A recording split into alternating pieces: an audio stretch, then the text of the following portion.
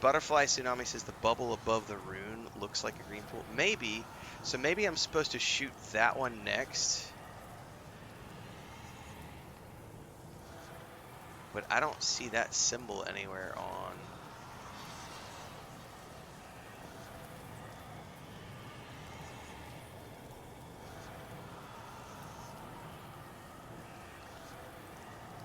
Like, I do not see green pools that have spawned around the room anywhere. Like, I don't know what they're talking about. Like,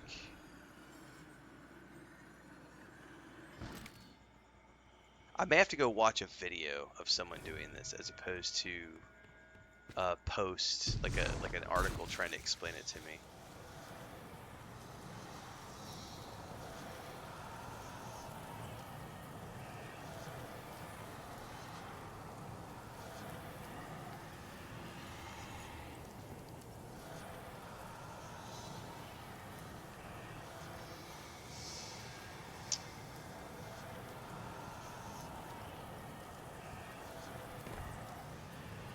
So, here's a thought. What if I shot the A, and the A continues all the way across, right? A down, and then it goes all the way across, unbroken, until it touches the other side, right? Maybe I'm supposed to shoot another one that connects all the way to the other side next. Like this one, if you follow it across, it goes all the way over, down, over, up, over, and doesn't touch.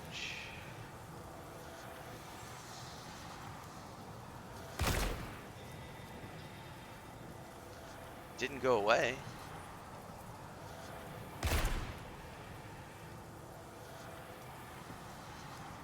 It went away that time.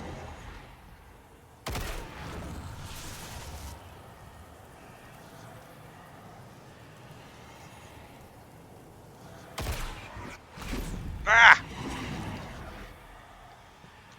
Right, it's almost like I could shoot anything on the first row and it works. So hang on, let me shoot this third row. No. First row. Fourth row. First row. Fifth row. First row. Sixth row. Ah! Ah! First row, sixth row. Eighth row?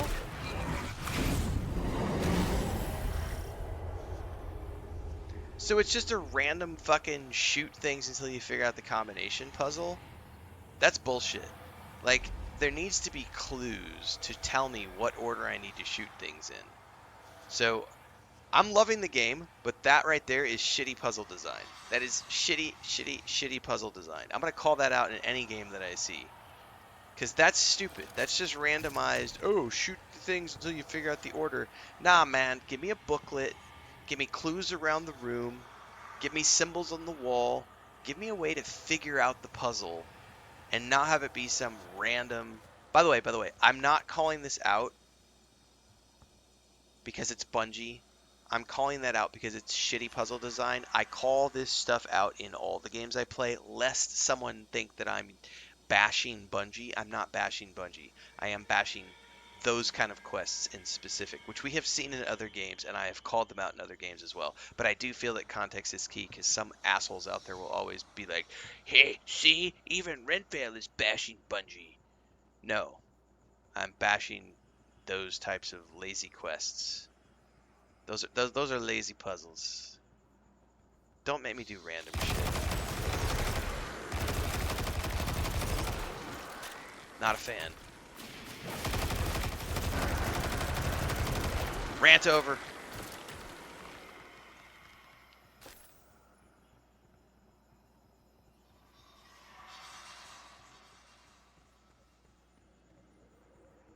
Oh, we're gonna have to figure out ways to get across, aren't we? Hi, guys.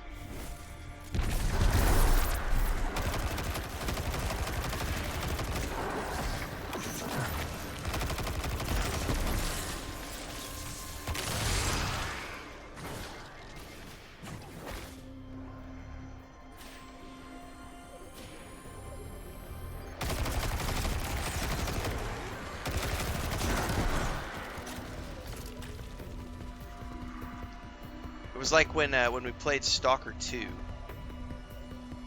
One of the things that really frustrated me about Stalker 2 was they had all of these quests where you would need to like jump up on top of like the edge of a house, or you would like need to jump up on top of the arm of an excavation loader to like run across it to get to something on the other side. And that game has some of the worst platforming I've ever seen in my life, where like normally if I were to get up on top of this ledge as an example, this is not a wide enough edge. Let me find a better edge to do this. I'll show you what I'm talking about. These are the little things that trigger me at 5 o'clock playing video games.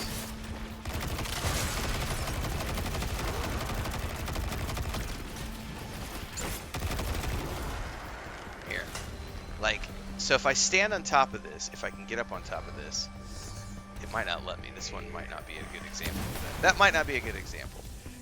Anyway, a lot of games, like Avowed or Fallout, if you jump up on top of something like that, like a ledge, it looks like it might only be a few inches wide, but they'll actually put a collider on top of it, a mesh, that is like 12 inches wide, so that your character could fully step off the edge of it and yet still be standing on top of it. And this may not be designed to do that. If I can get over on top of it, maybe. No, see, there's a very specific too. But this is not meant to be a climbable thing, is probably why it's not. So, okay, look right there. You see how my feet are off? Like, I am fully standing. If you look at my feet, I am off the edge of this. I'm not actually standing on top of that. My heel is on it, but that's it. So they have a mesh. So if that's that wide, the mesh is actually this wide, so that my character can walk across it without falling off to one side or the other. And if you have puzzles in your game that require you to traverse narrow things like a rail, and you have no collider on that, you have no mesh, and it's literally just the width of the asset, and you're falling off to the left and you're falling off to the right every single time, that is stupid, bad, horrible game design. Because if that is a puzzle element in your game, it means it's an important element of your game, and it means you need to have accommodated for players who do not have the precision, who are playing with one hand, who might be playing with their feet on the controller because they're handicapped or disabled.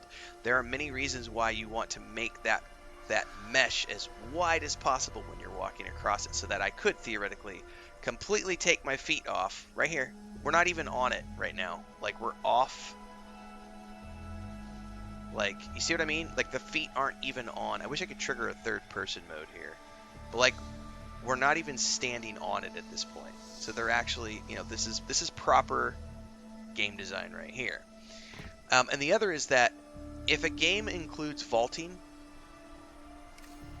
what do I mean by vaulting? This is vaulting. If I can go over here and I jump up on something,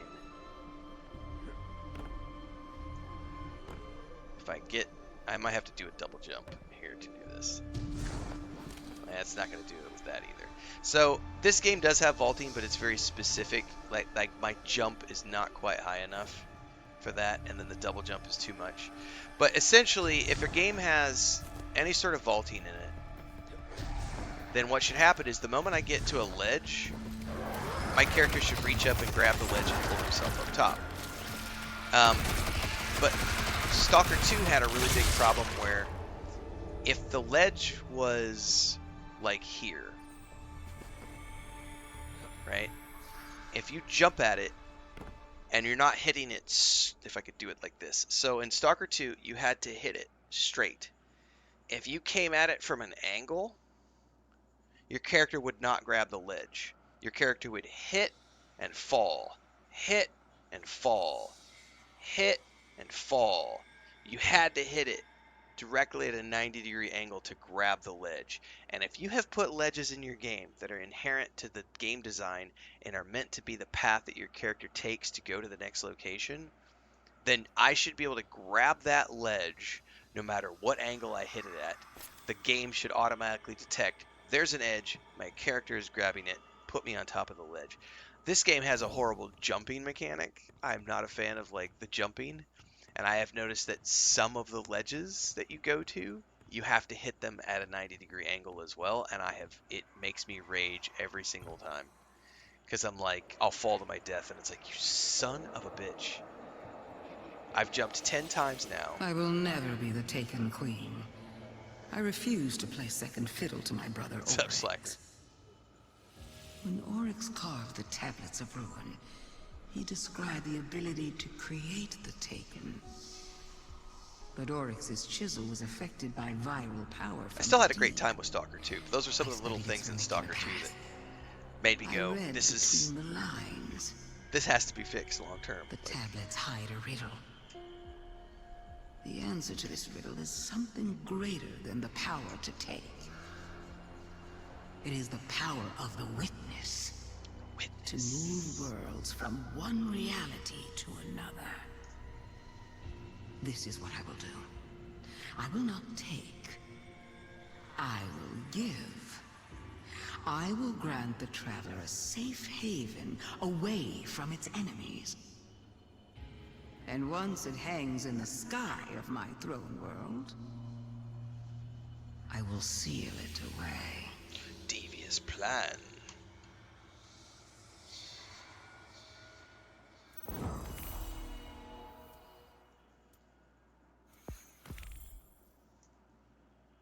Alright, now we need to go back to Ikora and let her know what is up.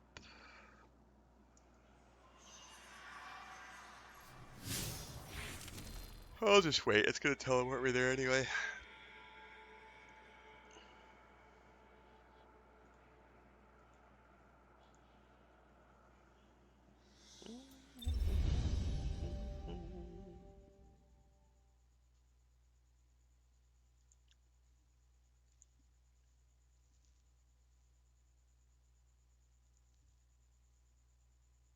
Oh, your message got auto-modded. I just saw it.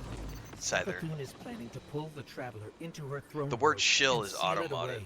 but I appreciate that. If that happens, we So, could lose our connection to the light. So this says, that's why I asked forever. your opinion, because you're not a We sponsored need shill, to talk thank to you. Ikora.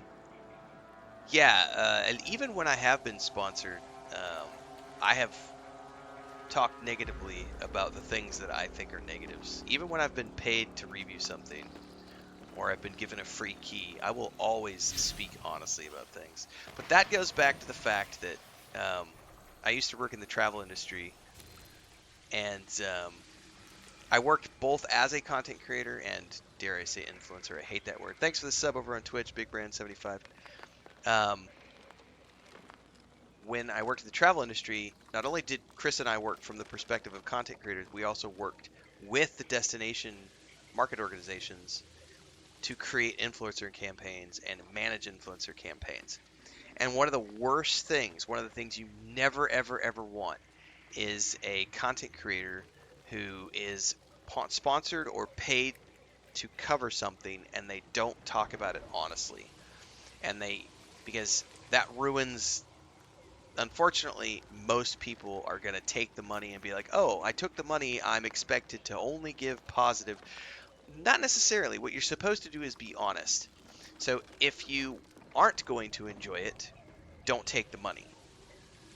But there's nothing wrong with taking the money, doing an activity, going to a restaurant, going to a hotel, talking about it honestly.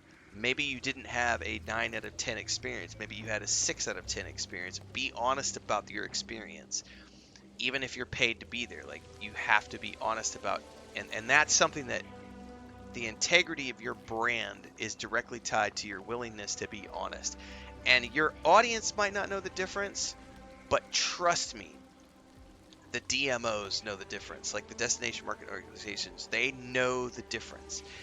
Travel companies and also gaming companies. So if you produce shitty content, they will know. And if you have done view bots, they know. And if you are not honest about things, they know, and that gets spread around in between the gaming companies, and you won't work anymore. So I'm not going to name any names right now, but I was showing Chris this the other night. There is a YouTube content creator who he's multi-streaming on Twitch now. Um, he got very big because of Baldur's Gate 3, and Larian Studios flew him out multiple times to their events. Then, because of Baldur's Gate 3, he started getting invited to other events, including some other companies. And when Dragon Age Veilguard was happening last year, he got flown out to an event. Some of you will know who I talk about because you'll suss it out by the end. He flew out to the event, and this was like the fourth or fifth big company that had flown him out, and he was slowly growing bigger and bigger. And he got flown out to an event for Dragon Age Veilguard, came back from the event, the embargo dropped, and he wrote some negative, not, I'm going to be honest about this. He, Trevor, not, I'm going to be honest about this. He literally went out and basically shredded BioWare and called Dragon Age Veilguard. You know, he was very negative about his experience at the event.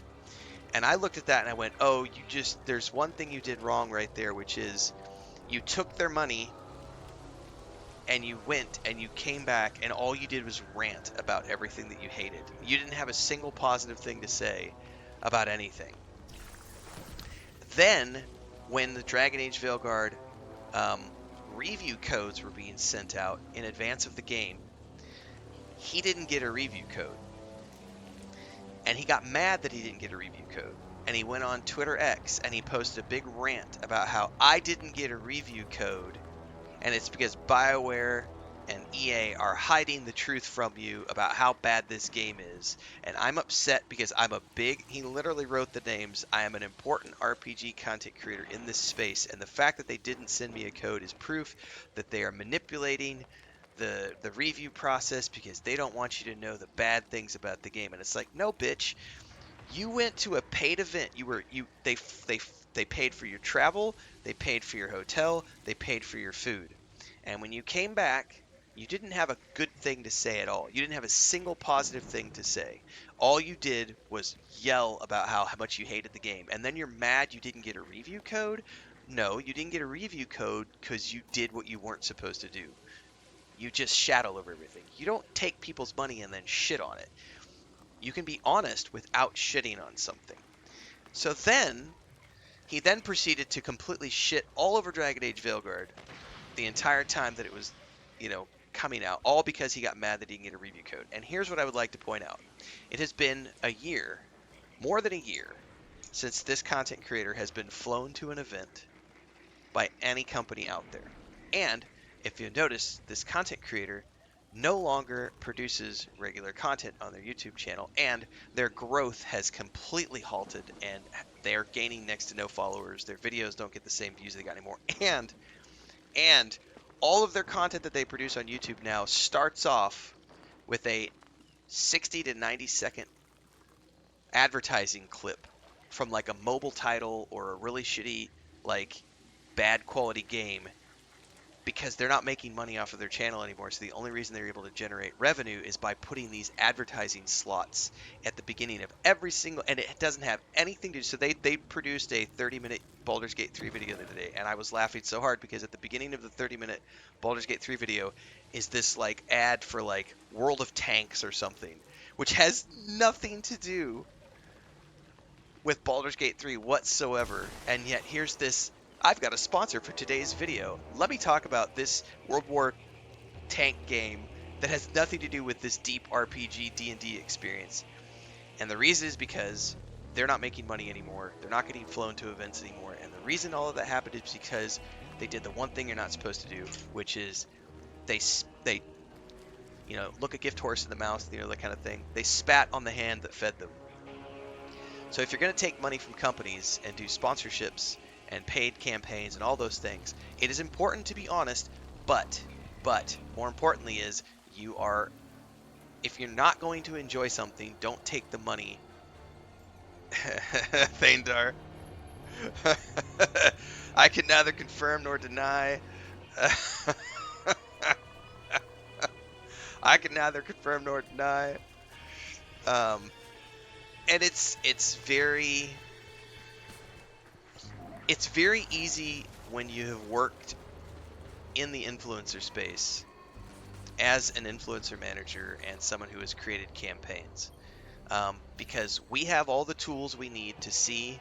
And if you have ever been a dickhead, or you have ever done something that is bad, you will not get invited to events anymore. Those companies talk to each other. All the PR people are friends with each other. They all work within the same space. They all go to the same conferences. So if I'm Funcom, I'm going to be at Gamescom. You know who else is going to be at Gamescom? EA, Microsoft, PlayStation. Like, we're all going to be at the conference, and we're all going to be promoting our games and products. And we, the PR teams, are all going to go out for drinks at the end of the night, and we're all going to talk amongst each others, and we're all going to say, hey, I haven't seen you in 6 months, man. Kingdom Come Deliverance 2 kicked ass. I'm so glad to see your team having success. Let me buy you a drink. And then you sit and you talk for 3 hours, and you all talk about the games you played that year and what games are doing good and what your companies are doing. And you're not breaking NDAs, but you're chumming. Like, it's your chums, your buddies. That's how PR works. And if honesty is key, but you can't just be a dick. Like, you can't just shit all over everything, even if something has been negative. A good example is, like, you go to a hotel, you have a great time, maybe the hot water didn't work while you were there, right? They flew you out, they paid $3,000 for the flight, they paid $1,500 for the hotel, they sent you to do a hot air balloon tour, you did some scuba diving, you went and rode sand buggies in the desert. Like, they gave you 5 activities to do. So they've spent about $10,000 to bring you out and put you in that position. So they have spent $10,000 to get you there. They may even be paying you for the content that you're creating, as well as covering all of your trip stuff, right? If the water doesn't work in the hotel, okay, when you're writing your review or you're doing your video, had a great time, we went and did these things, this was awesome, this is awesome, this is awesome. Unfortunately, the hot water didn't work while I was there. I'm not sure what was wrong. Maybe there was a plumbing issue, etc. But it's your responsibility to, like, A, find out why there wasn't hot water, and B, if it was just a random thing, like the water heater broke because it was a 20-year-old water heater, like, be honest about that in your review. What you don't do is write an angry video about how this hotel is absolute dog shit because the water heater was broke when I was there, and then you use that to spin this entirely negative article when the rest of your trip was a blast. Like, if I am a game company and I have paid you to come to my event, and I've spent $6,000 to put you in a hotel and pay for your food and pay for your flights, and you've come to play this game that no one else is getting to play other than these other 10 people that we invited to the event. Like, and then you go home and you write an angry article about how you hated the game? Fuck you. You're never getting invited back. Ever. That's it. You're done. You're never getting an invite to any of our events ever again. It's that simple. Or like when there was a certain content creator who had Todd Howard on and interviewed Todd Howard, and then, like, a week or two later, just absolutely, and during the interview they were super friendly. Oh, Todd, love your games, blah blah blah blah blah. And then Starfield comes out, and they just absolutely shred Starfield as, like, this big huge pile of dog shit. And how dare Bethesda push something out like this, and this is such absolute bullshit. And I'm like, man, you will never, ever, ever get Todd Howard to come on your show again. And you will never, ever, ever, ever work with Bethesda ever again. Good luck with that. I don't know what I'm doing. I'm talking in some random event.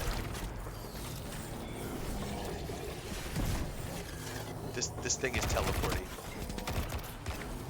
This is what happens when you talk and play at the same time.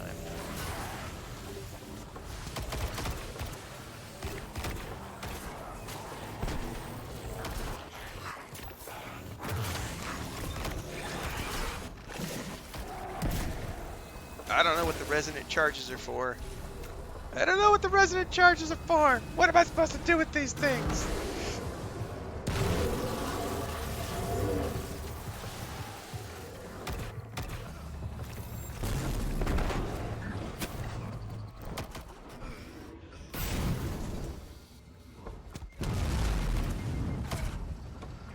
Hang on. Who am I supposed to revive? Where am I supposed to revive the person? Where did they go? I'm about to die. I need to... There was somebody down that I need to go revive. I think they're up.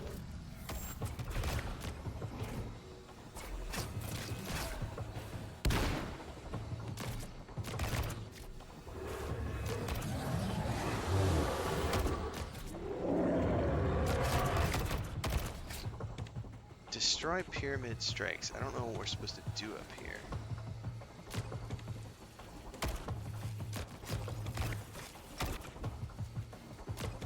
Oh, I see.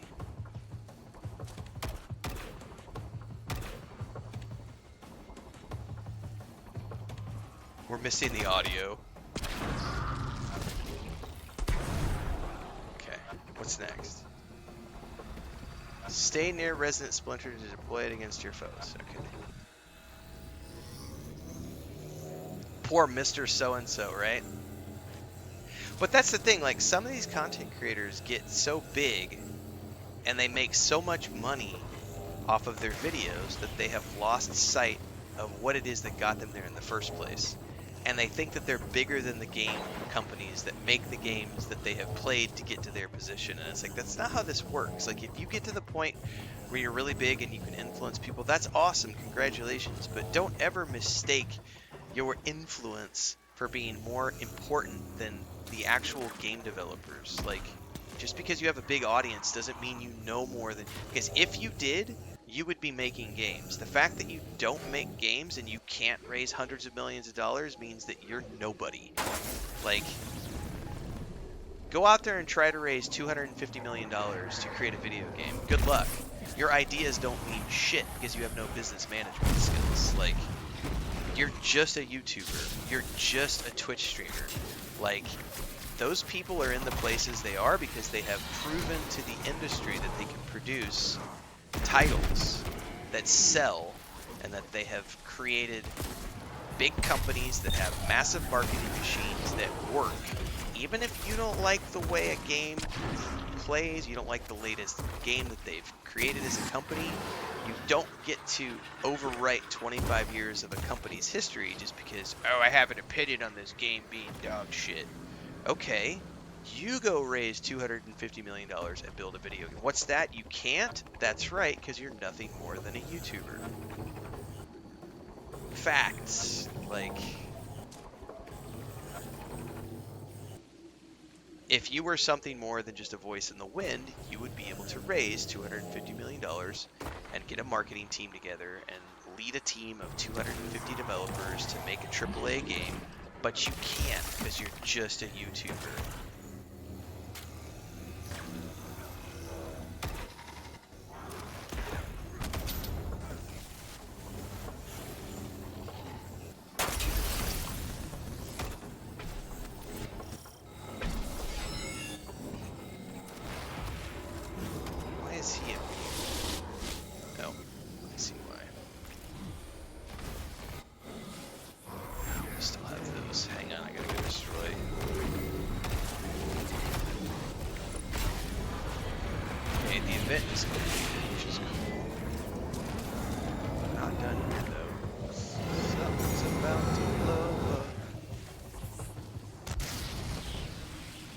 That was cool. Random event. Participated in. Igora, the device was some sort of super weapon. The energy I detected within was extremely volatile, way beyond expected levels. The Scorn clearly have an appetite for destruction. But at whose behest? We do not yet know. We'll keep starving them until we figure out who's behind all this. Thanks, Igora. Alright. I got sidetracked talking about random stuff, so...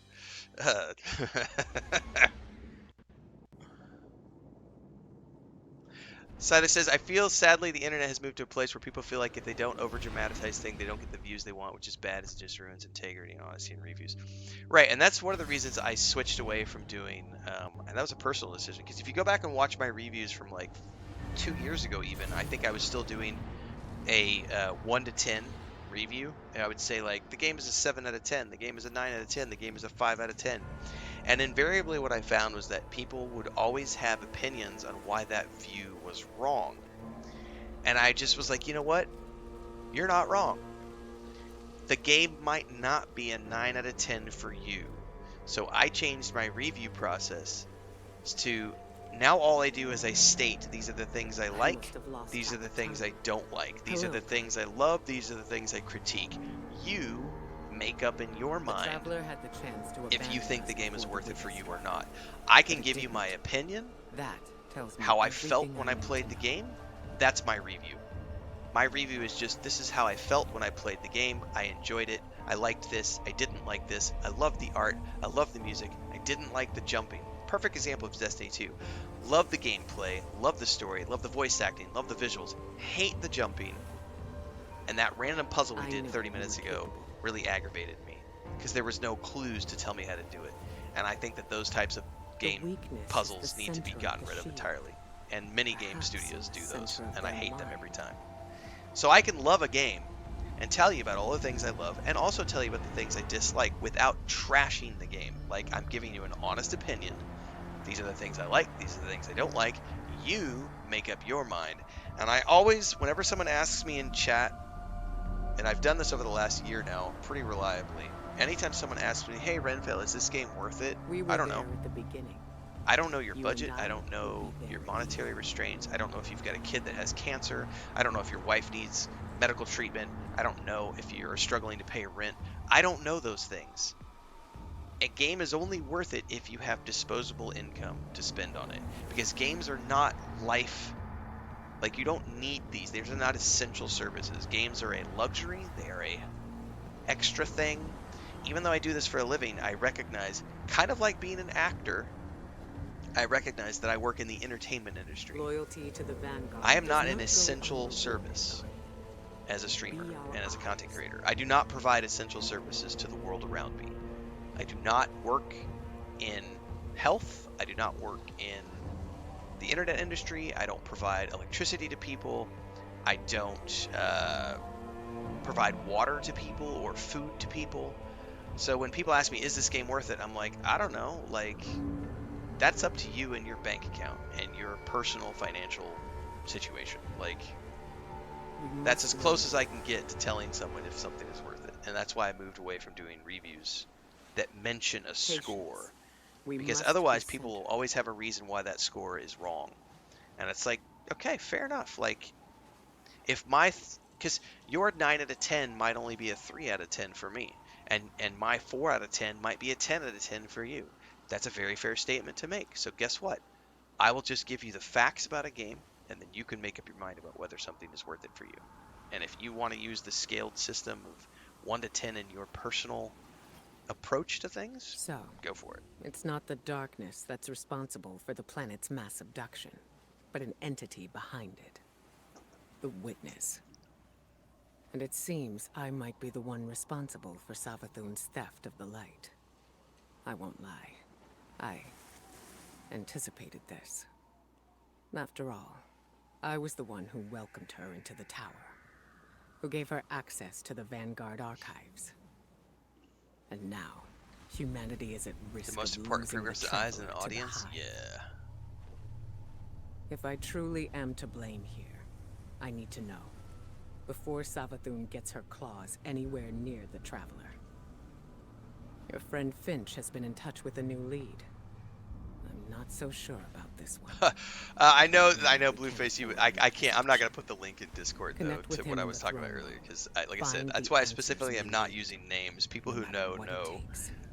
But I can't put stuff like that in my Discord, because then I'm actively calling those people out, and I don't do that. I'm never gonna personally attack someone. I can be vague about things without personally attacking someone. Although, if you know who I'm talking about, you're gonna know who I'm criticizing. But I think that that's fair. Like, I can criticize someone without directly naming them.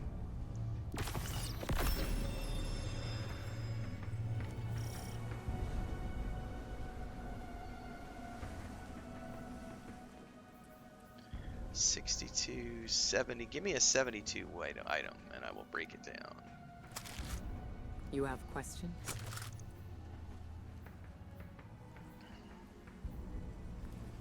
No, of course. Not here.